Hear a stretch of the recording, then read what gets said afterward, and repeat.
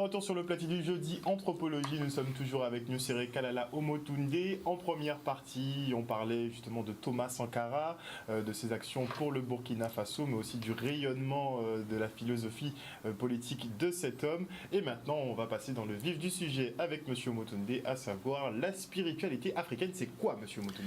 Voilà, alors je suis quand même ravi qu'on ait l'opportunité de parler de ça, parce que je m'aperçois qu'en fait, il y a une problématique qui relève pratiquement de l'escroquerie intellectuelle. Et ça, je le dis très clairement, il y a une escroquerie intellectuelle dans cette affaire-là, et je pense qu'il faut que ça cesse. Il faut que ça cesse. Je ne dis pas, non pas auprès de ceux qui sont extérieurs au monde noir, puisque je dirais que, bon, on n'est pas surpris, parce que le jeu de voilà, on a l'habitude, ça fait 500 ans que ça dure, mais par contre au niveau des nôtres, parce que là, il y a quelque chose qui est problématique. C'est-à-dire que je constate, et ça je l'ai vécu encore dans une émission que nous avons fait sur un média hexagonal, que lorsqu'on parle de spiritualité africaine, la première chose qu'on vous dit, donc tu ne crois plus en Dieu. Ça veut dire qu'on a réussi, enfin le colonialisme a réussi quelque chose d'extraordinaire, c'est de sortir de l'Afrique la notion du créateur unique. Là, c'est extraordinaire. Parce que je peux vous dire une chose. Dans tous les débats théologiques, où vous avez des chercheurs, des égyptologues, des théologiens de différentes confessions et compagnie, il y a quand même une chose, au minimum que tout le monde reconnaît, c'est que la notion d'un Dieu unique vient d'Afrique. Il parle d'Akhenaton. Mais Akhenaton, c'est quand même Afrique. Bien que, il y a quand même 3000 ans avant Akhenaton, on parlait déjà d'un Dieu unique.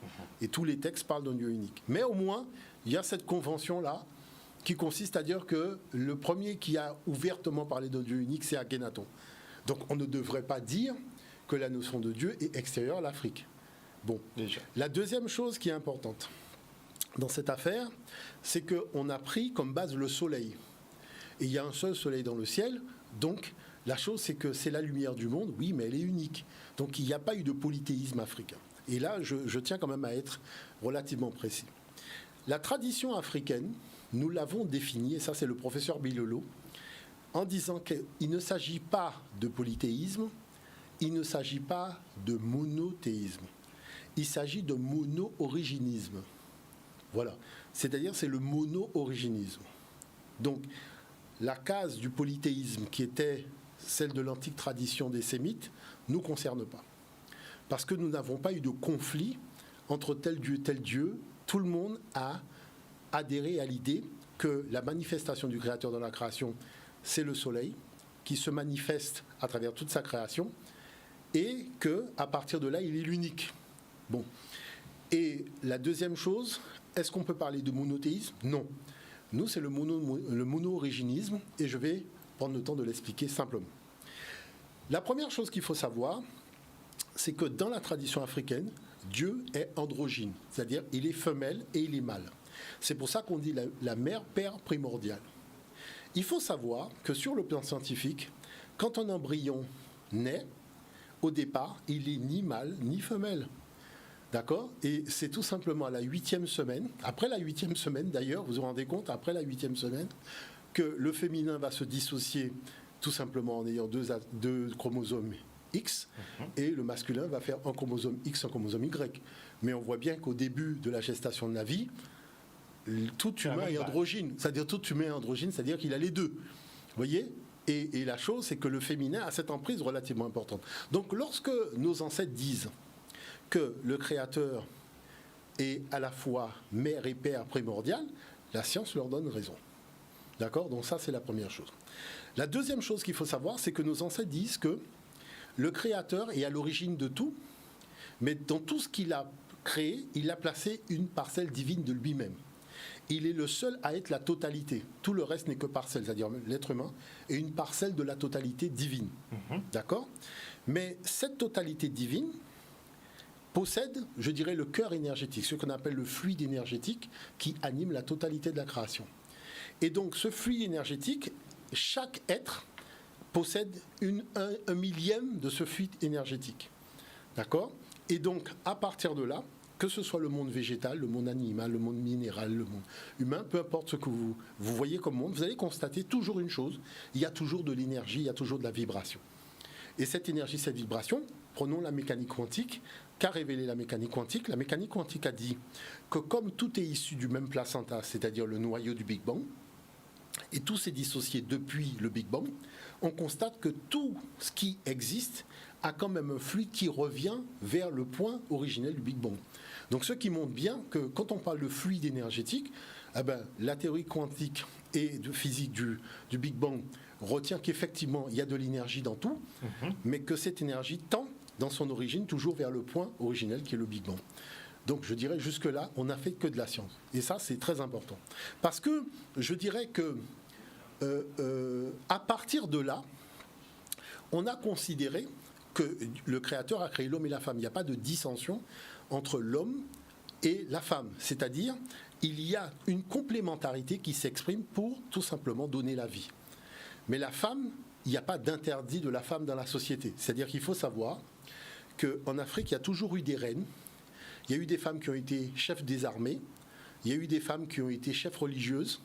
C'est-à-dire le titre de pape, allez mettre une femme au Vatican aujourd'hui, vous allez comprendre le problème dans la dimension nomade et patriarcale. Les nomades, une femme président en France. Voilà, les nomades patriarcaux, ce sont des peuples qui se sont sédentarisés récemment. Ce sont les sémites, c'est-à-dire les juifs, les arabes et les européens, qui se sont sédentarisés récemment. Quand ils se sont sédentarisés, c'est auprès de peuples qui étaient déjà sédentaires depuis des millénaires et qui pratiquaient l'agriculture. L'agriculture a toujours eu une divinité féminine. C'est Déméter, donc c'est Isis en Égypte, qui a donné Déméter, donc en Grèce, c'est l'émanation d'Isis, qui a donné Cérès, donc dans le monde romain. Donc on voit que pour ce qui concerne la nature, la terre, la vie, ce sont des féminins. D'accord ? Bon. Donc le féminin donne la vie, le féminin donne l'énergie, le féminin permet le mystère des mystères. C'est quel est le mystère des mystères ? Permet à la matière d'être pénétrée par l'esprit. C'est-à-dire que c'est dans le corps du féminin, dans le corps d'une femme, que l'esprit rencontre la matière. D'accord ? Ça, il faut le savoir. L'esprit rencontre la matière dans le corps d'une femme, dans le ventre d'une femme, et à partir de ce moment-là, qu'est-ce qui se passe ? Il se passe tout simplement que cette énergie qui sort sous la forme de vie, le masculin va lui donner une direction. Vous voyez, c'est ce qu'on appelle tout simplement les confréries initiatiques, où on va tout simplement commencer maintenant à donner à l'individu qui naît le sens de son existence. D'accord. Quel est le sens de cette existence ? Il faut savoir que l'homme est apparu à un moment très important. C'est le moment où l'ordre a vaincu le désordre dans toutes les dimensions du visible et de l'invisible. Donc c'est pour ça que l'homme apparaît dans un temps régulé, des espèces qui sont formées et une gestation de la nature qui est parfaite, avec des saisons, avec des rythmes, avec des animaux, avec des choses différenciées. Donc l'homme apparaît comme une équation parfaite de l'univers, c'est-à-dire il n'y a pas de désordre lorsqu'on regarde l'être humain. C'est une symétrie bilatérale parfaite et tous ses organes fonctionnent. Il est doué de matière et d'esprit. Cette matière va lui donner tout simplement le goût et autres, mais l'esprit va lui donner ce qu'on appelle le discernement et l'élévation spirituelle. D'accord ? Tout ça, ce sont des choses très importantes. Mais là-dessus, l'homme, dans sa démarche, va découvrir une chose. C'est que le Créateur, il a créé par l'intelligence. Son intelligence s'appelle Sia. Donc, par un enseignement dans la confrérie, il faut lui conférer l'intelligence de quoi ? L'intelligence du fonctionnement de la nature et de sa relation dans le monde visible et invisible. Pourquoi ? Parce qu'il est le gardien de cette relation. Vous savez que dans la tradition africaine, Dieu dit qu'il est important que les humains soient le plus intelligents que possible. Pourquoi ? Parce que la création est complexe. Et comme l'humain doit être le gardien de cette création, la création, ce n'est pas un parc d'attractions, on n'a pas à faire des zoos et s'amuser avec les animaux, c'est-à-dire on est garant d'une réalité transcendante qui possède en elle cette étincelle divine du Créateur. C'est-à-dire que vous ne pouvez pas fabriquer un manguier et décider que le manguier va porter des mangues quand vous le souhaitez. Parce que l'énergie divine du Créateur s'en va.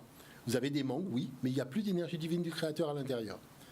D'accord ? Donc ça, ce sont des choses importantes parce qu'on entend tout et n'importe quoi. Maintenant, tous les termes par lesquels on appelle Dieu aujourd'hui, quand vous dites que vous l'appelez l'Éternel, je tiens quand même à rappeler, plus de 2500 ans avant le texte juif, Dieu est appelé dans les textes sacrés africains Néhéhé. Néhéhé, ça veut dire l'Éternel.